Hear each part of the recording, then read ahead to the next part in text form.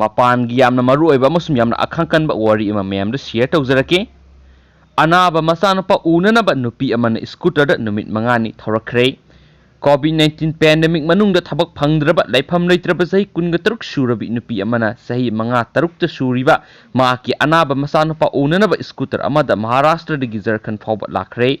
Angangi mama Sonia Dasna maaki marup Sabiya Banoga kilometer lisumga sani pangi sanglaba lamsang ama numit mangani saka anigi gari edu thauraga lakhi. Laifamgi bara pidabadagi Sonia Daspu Mumbai da magi laifamdagi tanthokrabada mahakna Pune da mahaki marup Sabiya Banogi da satkhi. Mahaki masanupa adu nare haiba pau phangbadagi Twitter da mahakna Jharkhand government ta tengbang binaba haijaki adubu paukhum phangkhide. Jharkhand Chief Minister Hemanta Sorena aihakna tweet tawkhi. Maharashtra masum Jharkhand government singi helpline sing da call tawkhi adubu line sing amata yakide. Aina actor Sonu Sood Sadada su tweet tawkhi.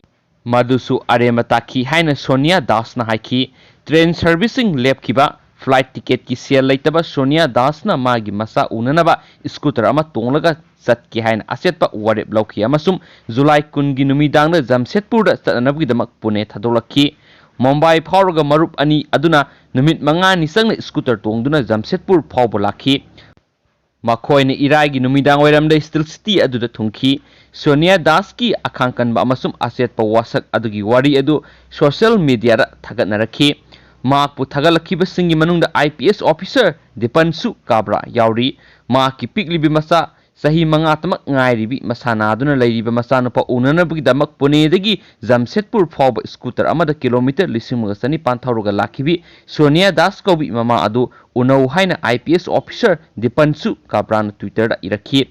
Maaki mafamda achauba salute ama tawjari haina atopa miyoi amana comment section amada irakhi. Thona pharabi nupising haina atopa amana phongdorakhi. Jamshedpur yorabab tungda mahak amasum mahaki marup Sabiya Banona quarantine center amada satringai mamang laptak tawba mafamdagi magi imungbu uba phangjakhi. Deputy Superintendent of Police Arvinda Kumar na phongdokpada makhoi ani adu test tawbada negative oire amasum yumda quarantine tawnaba khangankre hairi.